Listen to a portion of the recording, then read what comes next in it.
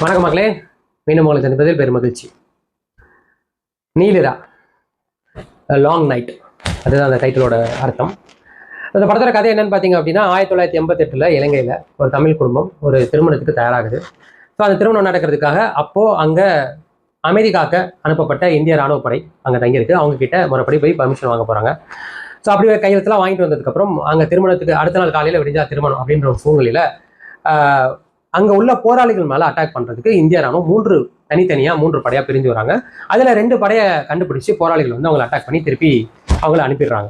But தப்பான மேப்னால தப்பான இடத்துக்கா அந்த திருமணம் நடக்க போகிற வீட்டுக்கு இன்னொரு 3வது படை வந்தது. அதுக்கு கேப்டனா நம்ம நவிச்சந்திரா அவர்கள் இருக்காங்க. ஸோ அட்டாக் நடந்ததுக்கு அப்புறம் தான் தெரியுது இவங்க தப்பான மேப், அதாவது பழைய மேப்பை கொண்டு வரதுனால தப்பான இடத்துல மாட்டிக்கிட்டாங்க அப்படின்னு. பட் அவங்க போகாதனால ராணுவப்படை வந்து அவங்க போராளிகள் வந்து அந்த ராணுவப்படையை விரட்டடிச்சிட்டாங்க. ஸோ இப்போ என்ன சொல்கிறாங்கன்னா, நீங்கள் வந்து இருக்கிற இடத்துல பத்திரமா இருங்க, காலையில் நாங்கள் படையை அமைச்சு உங்களை நாங்கள் காப்பாற்றிக்கிறோம்.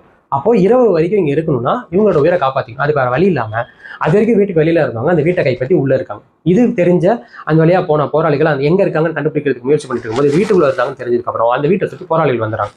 ஸோ காலையில் விடிஞ்சா கல்யாணம், வீட்டுக்குள்ளே ஒரு பெரும் குடும்பம் கல்யாணத்துக்கு தயாராக ராணுவப்படை அது உள்ளே போனனால அந்த வீட்டை அவங்க கையப்படுத்திட்டாங்க. அந்த போராளிகளுக்கும் இந்த ராணுவத்துக்கும் மத்தியில் மாட்டிட்டு இருக்கிற அந்த குடும்பம் என்ன ஆகுது, காலையில் திருமணம் நடந்ததா இல்லையான்றத, எந்த விதமான போர்க்கள அடிப்படையில் நடக்கக்கூடிய ஒரு கத்தி சண்டையோ ஒரு துப்பாக்கி சண்டையோ ரத்தமோ எந்த விதமான ஒரு மனதை வந்து காயப்படுத்தவோ இல்லை ரொம்ப கஷ்டப்படுத்தக்கூடிய காட்சிகள் எதுவுமே இல்லாமல் ஆனால் அந்த பரபரப்பை அப்படியே நம்ம மனசுக்குள்ளே ஒட்டி எப்படா வீடியோன்னு நம்மளே யோசிக்க வைக்கிற அளவுக்கு ஒரு படம் தான் இந்த நீலிரா. ஸோ எனக்கு இந்த படத்தில் என்ன பிடிச்சதுன்னு ஆரம்பிக்கணும்னா, முதல்ல இது வந்து அந்த சூழலில் மிக முக்கியமாக பார்க்க வேண்டிய ஒரு காலகட்டம். ஏன்னா அப்போது இலங்கைக்கும் தமிழ் குடிகளான பழைய தமிழ் போராளிகளுக்கும் இடையில நடைபெற்று இருந்த அந்த போரை நிறுத்துறதுக்காக அனுப்பப்பட்ட ஒரு அமைதி படை தான் இந்திய ராணுவம். ஆனால் வரலாற்றுப்படி அந்த அமைதியை அவங்க நிலை நாட்டலை. அதாவது போரை தடுக்க வந்தவங்களே இலங்கை கூட சேர்ந்து தமிழ் மக்கள் மேலே போர் தொடுத்தாங்க. ஸோ அந்த மாதிரி ஒரு காலகட்டத்தோட கதையை அவரோட நினைவுலாம் இந்த படத்தை நாங்கள் எடுக்கிறோம்னு சொன்ன ஒருத்தர் எப்படி கொண்டு போயிருப்பாரு அப்படின்ற பல பதட்டம் இருந்தது எனக்கு. ஆனால் ஒரு இரவுக்குள்ள நடக்கிற கதை, ஆனால் அதுக்குள்ள அதிகப்படியாக எவ்வளோ வேணாலும் பிளட் ஷெட் வச்சிருக்கலாம். ஆனால் பிளட் ஷெட் எந்த விதமான ரத்தமும் சதறி போகிற மாதிரிலாம் காட்டாமல் ரொம்ப ஹானஸ்டாக அவங்களோட வழியை நம்மக்கிட்ட கடத்தினதுக்கு அவங்க எடுத்துக்கிட்டது ரொம்ப அற்புதமான திரைக்கதை. Scene by scene, frame by frame.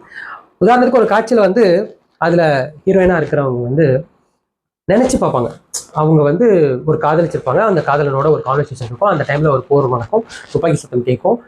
அது முடிகிறப்போ அவங்க அதுக்கு அடுத்தடுத்து வர அந்த பின்னணி இசையில அவங்களோட சத்தத்தில் தான் இருக்கும். அந்த இடத்த கூட காட்ட மாட்டாங்க, சும்மா ஒரு பிளர்ராக கூட காட்ட மாட்டாங்க.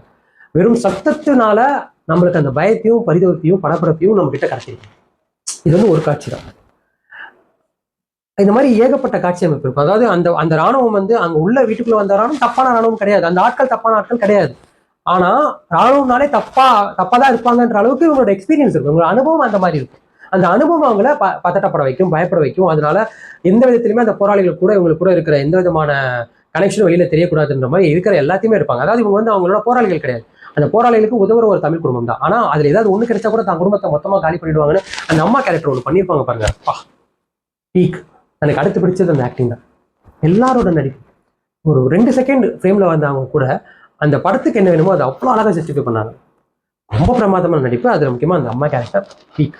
2வது அந்த ஹீரோயின் யமகாதிகளை வந்திருந்தாங்க, தமிழில் டெபியூ அதுதான். 2வது இந்த படம் ரொம்ப அற்புதமான ஆக்டிங். யமகாதிகளே வந்து பீக்காக இருந்திருப்பாங்க, இந்த படம் வேற லெவல். அதுலேயும் வந்துட்டு பார்த்தீங்கன்னா அந்த ஃபோன் அந்த வாக்கி டாக்கில் வந்து அவரோட காதலன் பேசுகிறான்னு தெரிஞ்சுக்கிட்டு அவங்களோட அந்த பேச்சு வராமல் தடுமாற்றம் வந்து அவங்க பேரை சொல்லும்போது ஒரு நடிப்பு இருக்கும். அதுவும் சரி, விடிஞ்ச உடனே வெளியில் போய் அவன் காதலனை தேடி நீ வராத போயிட்டுன்னு சொல்லி அவங்க உட்காடுற அந்த இடமும் சரி மொட்டையாக வச்சுருப்பாங்க, அப்படி இருக்கும். அதே மாதிரி அவனோட காதலனாக வரவங்களுக்கு அந்த கேரக்டருமே வந்து முஜ்ஜி படம் ஒரு 7-8 சீன் தான் வரும். பட் அந்த கிளைமேக்ஸில் அந்த ஒட்டஞ்சி அழுகிற சீன்லாம் வந்து நிறைய இப்போ முயற்சி பண்ணாங்க. இப்போ வர படங்கள்லாம் என்னன்னா, நீ அழணும், இப்போ நீங்கள் அழுகிறீங்க, இப்போ நீ அழுதே தீவிர அப்படின்ற மாதிரிலாம் நிறைய காட்சிகள் இருக்கும். இந்த படத்தில் அந்த மாதிரிலாம் எதுவுமே திணிக்கப்படலை, அதுவாகவே நேச்சுரலாகவே நம்மளுக்கு அந்த ஃபீல் வரும். அதுக்கு காரணம் அந்த நடிப்பு. அதே மாதிரி ராணுவ படைக்கு கேப்டன் வர நவீன் சந்திரா இந்த கேரக்டரை இவர் பண்ணாமல் கூட இருந்திருக்கலாம். பட் அதை ஏற்றுக்கிட்டு அதை ரொம்ப அழகா தமிழ் தெரியும் ஆனால் முழுசா தெரியாது, அந்த மாதிரி தான் ராணுவத்தில் உள்ளவங்க முக்காசி பேருக்கு இன்னைக்கு தெரியும் தமிழ் தெரிஞ்சு ஒரு ஆள் தான். பட் நவீனுக்குமே தமிழ் அங்கங்கே பேசுகிற மாதிரி தான் கட்டுவாங்க. பட் அதுவுமே ரொம்ப அழகாக அவர் வந்து அந்த கேரக்டரை ஹேண்டில் பண்ணியிருப்பாரு, பிரமாதமாக இருந்தது. அவங்க கேரக்டர்ஸாக பார்க்குறப்போ ரொம்பவே அருமையாக இருந்தது. 3வது சினிமாட்டோகிராஃபி.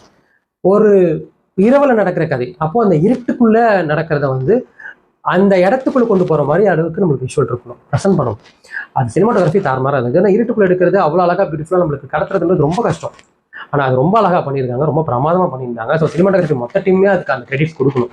ஸோ அன்டில் டிஏ வரைக்கும், ஏன்னா அவங்க படம் எடுத்து அந்த படம் பிடிச்சி எடிட் பண்ணி அதுக்கப்புறம் டிஏ கிட்ட போய் அவங்களுக்கு தேவை அந்த அது வரைக்குமே ஒரு சினிமாட்டோகிராஃபி வேலை. ஸோ அதை வந்து ரொம்ப ப்ராப்பராக நம்மளுக்கு வந்து எக்ஸிக்யூட் பண்ணி நம்ம விஷுவலில் காட்டுறதுன்றது பர்ஃபெக்ட். அது ரொம்ப பெரிய விஷயம். அதே மாதிரி இசையும் சரி, என்ன சொல்றது, நிறைய இடங்கள்ல அமைதி தான் இருக்கும். அது அமைதியாகவே இருக்க விட்டதுக்கே பெரிய கைது. ஏன்னா அந்த சைலன்ஸும் அவங்களோட அந்த அந்த அந்த விசும்பலும் அவங்களோட அந்த அந்த பதட்டமும் அது அவங்களோட மூச்சு காத்திலே நம்மளுக்கு புரியுற மாதிரி அதான் சவுண்ட் எஃபெக்ட்ஸ் கொண்டு இருக்கு. அது எல்லாமே பிரமாதமாக இருந்தது. பேக்ரவுண்ட் ஸ்கோர், சவுண்ட் எஃபெக்ட்ஸ் பிரமாதமாக இருந்தது. எனக்கு இன்னும் ரொம்ப பிடிச்சது இந்த படத்தோட டைமிங். 1.5 மணி நேரம், 90 மினிட்ஸ் தான் ஆப்வியஸ்லி. ஸோ ஏன்னா இதை வந்து வளவள கொலவெல்லாம் இருக்கிறதுக்கான எல்லா விதமான பாசிபிள் தமிழ் சினிமாவில் இது 2.25 மணி நேரம் கொண்டு போகிறதுக்கு கூட கதைகள் இவங்ககிட்ட இருக்கு. நான் பண்ணல.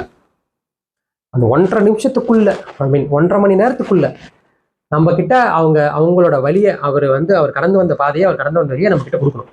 அதை ப்ராப்பராக கொடுக்கணும்.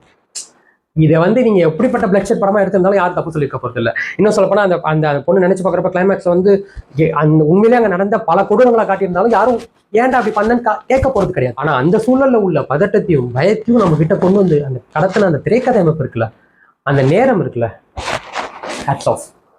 உண்மையிலேயே இது வந்து ஒரு புனைவா சொல்ல ஒருவே முடியாது. ஒருத்தோட கற்பனையா இப்படி ஒரு விஷயத்த கடத்தவே முடியாது.